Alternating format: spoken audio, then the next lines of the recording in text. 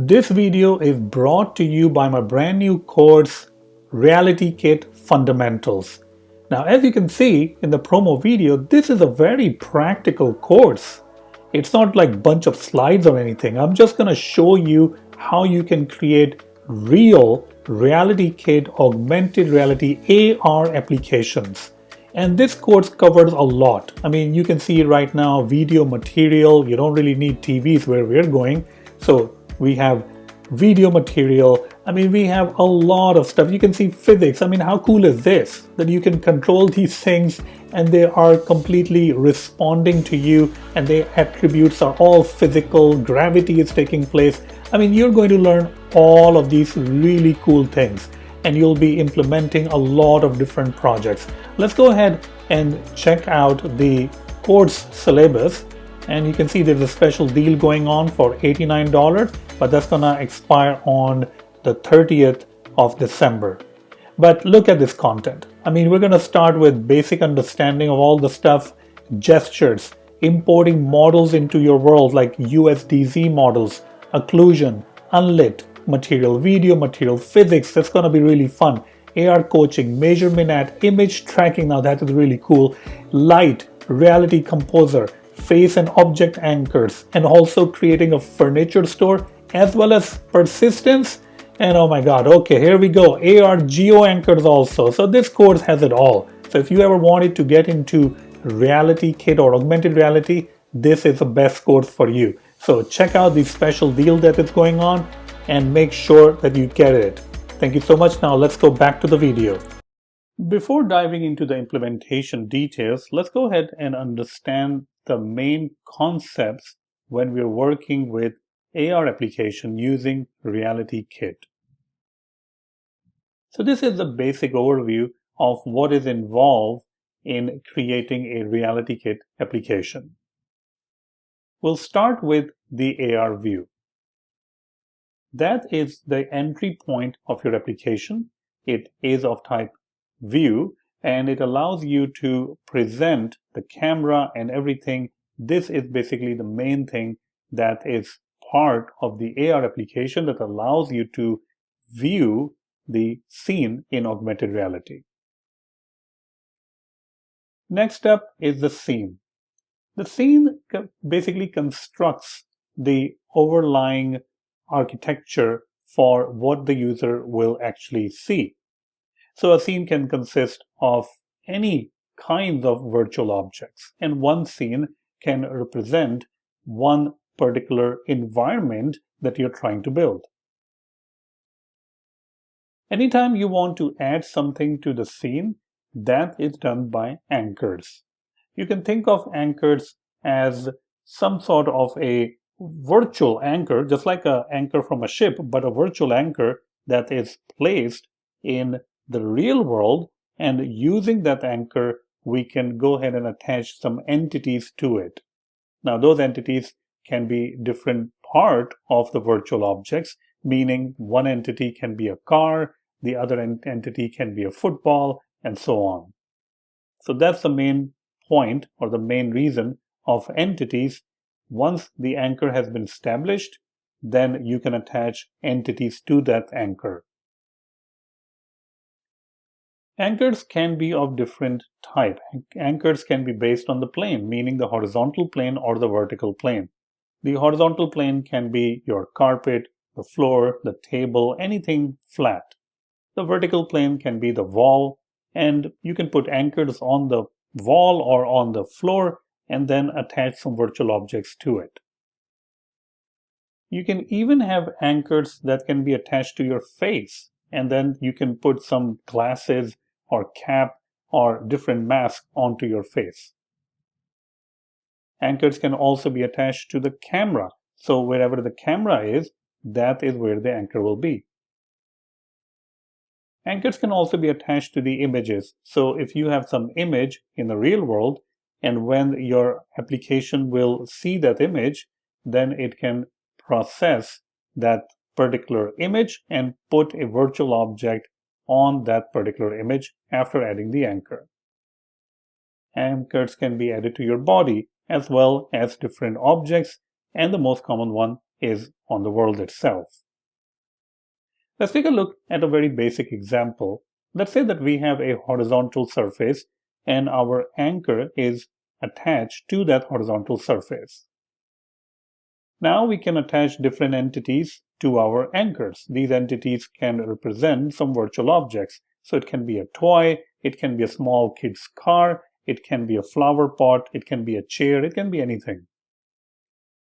Now, since those entities are attached to the anchor, if I move the anchor and attach it to some other thing, like say a vertical plane, then those entities will also move with the anchor and attach to the vertical plane. Now that you have the basics of what goes on behind the scene when you're creating a RealityKit application using the AR view, using the scene, the anchors and entities, let's go ahead and take our concepts to practice. All right, everyone, so let's go ahead and get started with creating our first AR project. Now, if you launch Xcode and select iOS, you will see a lot of different templates. The one that we are going to use will be the Augmented Reality app. So let's go ahead and select that. Say next. Next up is the name of the product, the name of your app. So I'm just going to go ahead and say Hello AR. That's fine. Interface, meaning would you like to use SwiftUI or Storyboard? I'm just going to select SwiftUI, and we will be using SwiftUI in this course because that is the future direction. Next up is a language. Since we have selected SwiftUI, we can select Swift and the current technology. So there are many different ways, as explained, to creating your augmented reality application. RealityKit is the new framework, is the direction that you should be using because that is the one created from the ground up for augmented reality application for iOS. So we're going to select augmented reality or RealityKit. We don't really bother to write unit tests for now, so we're just going to leave it unchecked. Select next. Next is where you want to store the actual project. I'm just going to select desktop, but you can select anywhere you like. And let's go ahead and create it. There we go. All right, so you can see that by default, when you create an augmented reality application and you select RealityKit, Xcode is already typing a little bit of code for you. And the reason Xcode is typing all this code for you is that you can quickly get up and get running. All right, so first make sure that you are connected to a real device. So you can see over here, I'm not selecting the simulator because I'm running an augmented reality application. It needs to run on an iPad or an iPhone. So I'm just going to select my phone, which is iPhone SE, but your phone obviously can be very different. So make sure you select an actual device and not the simulator. And we don't really want to change any code right now. We just want to run it to see what by default this code will do. All right, so let's go ahead and run the code. All right, so over here we are launching the app, and as soon as it detects the plane, it will put a cube, as you can see. Now this is a gray colored cube. You can see it's nice metallic, it's reflective, meaning all the light is being reflected, like really, really cool. And that's it. That's what's going to happen when you run the default app. Now, going back to the code and looking at the code which created this app, we'll start with looking at the imports.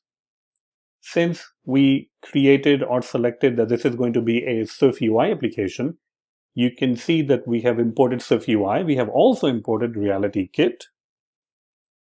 And then since the AR view, which is the augmented reality view, is part of the AR framework or the AR kit framework, it's a view which is like a UI kit kind of a thing.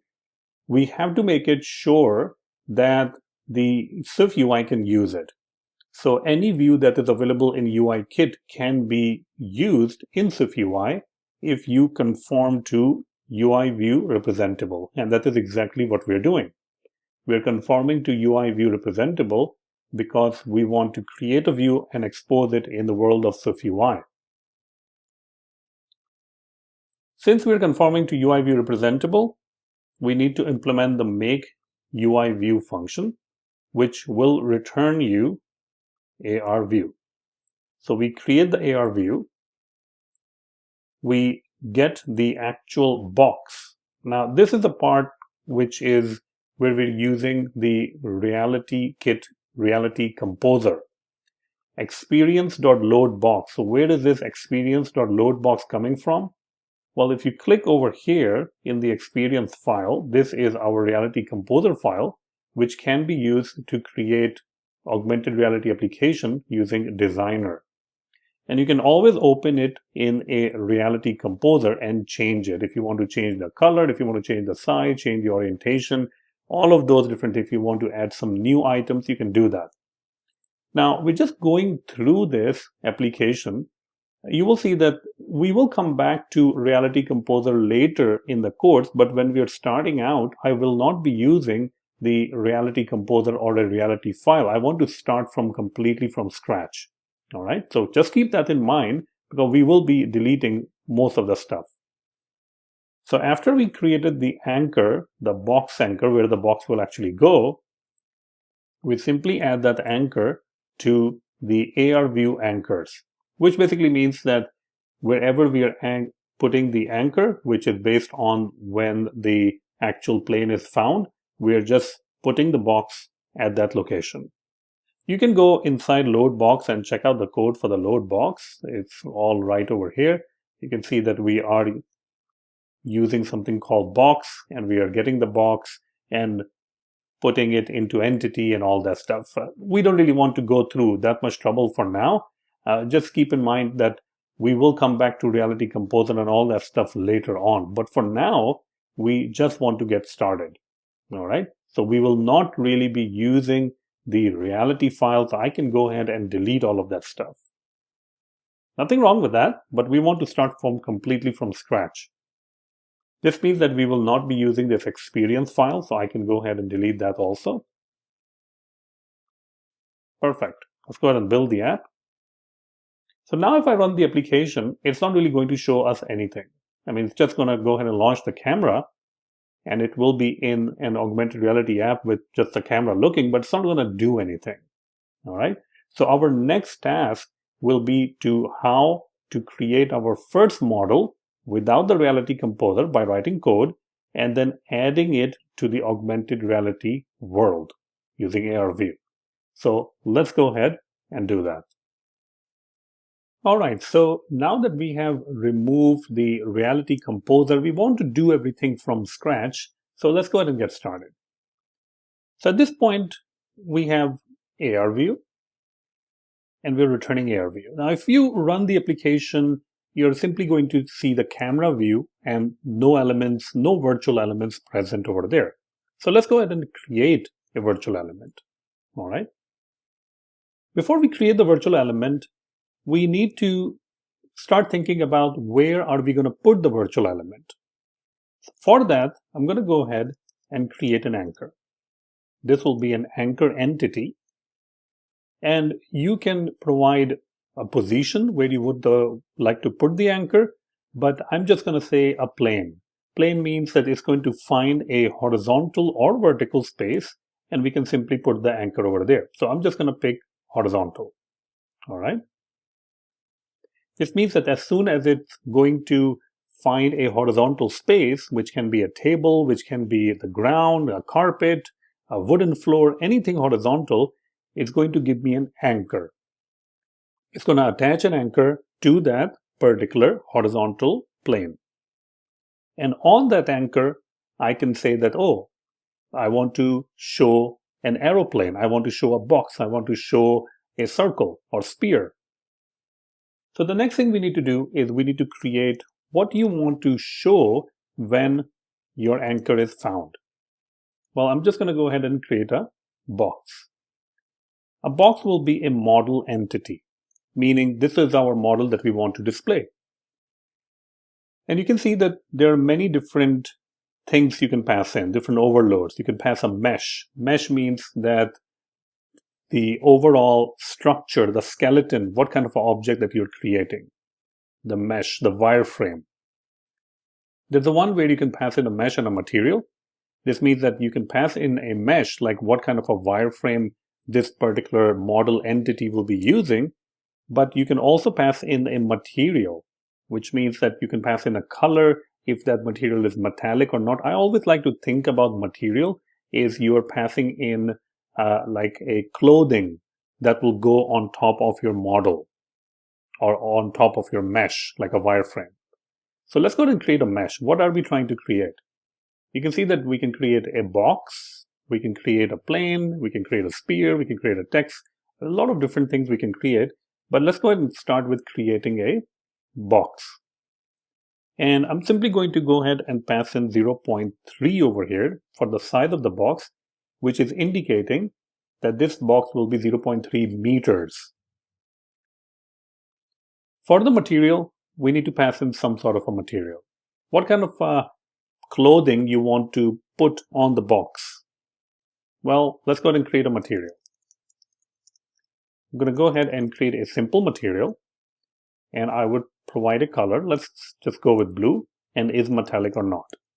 Is metallic, since I'm putting it to true, this means that the light will be nicely reflected off there, and it will be like a little bit shiny kind of a box or the material. Now we can pass this material right there so that we can use material. Material, perfect. So now we have created a box, because we are saying over here generate box with 0.3 meters, so that will be the size of the box, and that box will be using a material which will be blue and metallic. The next thing we need to do is we need to think about where do we want to put the box. Well, we want to put the box where you have found the anchor. So I always like to think of anchors are kind of like just hooks that you can put on your wall, you can put on your floor, and you can attach things to it. So that's the same thing we're going to do is on that particular anchor, we are going to attach a box. You can simply say anchor dot add child and passing in the entity, which is box. Now this particular anchor has not been added to the scene. It's just an anchor that you have created. So we can go ahead and say arview.scene.anchors.append, and we can append an anchor. And that's it. So now the next step would be for us to run the application. So let's go ahead and do that.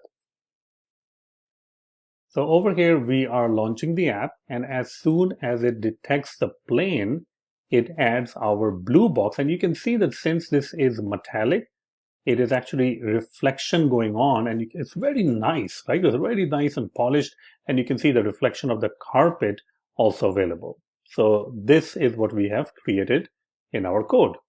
So now we have learned how to create a box, which is a particular shape. But how can we create other shapes? Like there is sphere, there's plane, there's some other shapes that we can create. So let's go to the next lecture and see and experience that how we can start making some other shapes that are available. All right, everyone. Now let's go ahead and see that how we can add multiple entities to our AR application. Currently, you can see that we simply created a box and we added the box to the anchor. Let's go ahead and create a sphere and then add a sphere to our view. In order to create a sphere, we are again going to create a variable, sphere, and I'm going to go ahead and use the model entity with a mesh. And in this case, the mesh will be to generate a sphere. Now the sphere is obviously a 3D round circle, so it does have a radius, again in meters, so you have to provide it in meters, 0.3, and some sort of a material. So again, we can use a simple material with a particular color. I can use any color I want. I'm just going to go with yellow, and I do like the metallic look and feel, so I'm just going to go ahead and go with metallic true. Once the sphere is created, we can go ahead and add the sphere onto the anchor. So add child, and then now this will also have a sphere. Another thing that you can do with the sphere is to actually change the position of the sphere. Because if you simply add the sphere, then your box may not be visible. So I'm going to say sphere.position. And we're going to provide a three-dimensional position. So it will be SIMD make float. So it's going to create an vector which will have three different values, because we are talking about three-dimensional things in our real world: the X, the Y, and the Z. Now in this case, the X axis, the horizontal axis, we don't really want to do anything with that. That's perfectly fine. The Y-axis is the vertical axis, up and down, and the Z-axis is basically how further or closer the item or that particular entity will be. I only want to change the Y-axis. I want to put the sphere kind of like a little bit on top of the box. So I'm just going to go ahead and say 0.4. 0.4 meters again, right? And that is pretty much it. Let's go ahead and run this to see how it looks like. So here we go, we are launching the app, and you can see that our sphere, which is in yellow color, is appearing on top of the box. So now we have learned how to add multiple items, virtual objects, to our application. Now let's go ahead and add another virtual shape, which will be a plane. So we're going to start with plane, model entity, mesh, and again we have an option, a function to create a plane. It's called generate plane, and we can pass in the width and the depth of the plane. So I'm just going to say 0.5 and 0.3. Again, we can pass in the material, what kind of a material we will use to cover the plane. So I can say simple material, color can be red, and yes, true. So this is our plane. Now once again, we do want our plane to appear somewhere, so we can provide it some sort of a position. So I'm just going to go ahead and say 0, 0.7, and 0. So again, Y-axis is changed, so it's going to appear on top of the sphere. And then finally, I can go ahead and say add child, plane. So now we have added three different shapes: the box, the sphere, and the plane. Let's go ahead and run this and see that how this looks like. So here we're launching the app again. It's going to detect the plane. As soon as the plane is detected, we will add our virtual objects. You can see our virtual objects. We have the sphere, we have the box, and right on the top, we have a flat plane. So now we have added three different virtual objects to our application. Now, in the next lecture, we're going to learn about how we can add some text, like a virtual text, to our augmented reality application. All right, so now let's go ahead and talk about how we can display virtual text in our augmented reality application. Since we are tackling text, meaning we don't really need to display the box and the sphere and the plane, so we can get rid of most of this stuff. I'm just going to remove all of this. We're only trying to display text. Okay. So let's go ahead and create text. Once again, we will use model entity, and mesh resource will be generate text. You can see that we have two different overloads for creating the text. We have the first one, which just create the text. You just pass in a string that you want to display, and that's it. But the second one takes a lot of different arguments, which does provide you more flexibility. So first of all, what text you want to display? I'm just going to say hello AR. Extrusion depth, this means that what it will be the depth of the text. So again, you can pass in anything you want over here, but I'm just going to say 0.03, very small. Some sort of a font that you want to use. I'm just going to use a system font, and you can pass in anything again. 22 is fine. Then we have the container frame, meaning the actual frame in which the text will be displayed. If I simply pass in 0, then it means that the container will be big enough to hold the text depending on what you're writing, which is hello AR. Alignment is centered, that's fine, and the line break, if it's much larger text, then we will do character wrapping. Finally, we will go to the material. You have already created many different kinds of materials, so we're just going to go ahead and create blue and metallic true. Next, we're going to go ahead and add an anchor, and in that anchor, which is already added, we will add the text. And then finally add the anchor to the scene. And that's it. Now let's go ahead and run it and see that if we can display text, virtual text, in our real world. Actually, we made a big mistake over here. We said that the font size is 22. 22 is too big, right? So we're just going to go ahead and change it to 0.2. All right, everything is in terms of meters. So 22 will be so big that you might be standing inside the text, so you won't be able to see it. All right. So after making this change, let's go ahead and run it again. All right, so we're going to go ahead and launch the app. It's going to try to find the plane, and there we go. You can see because of the metallic effect, it actually looks really, really nice. You can get closer to the text. You can see the light reflection. Very, very cool. So in this lecture, you learn about how to display text in the real world, the virtual text in the real world.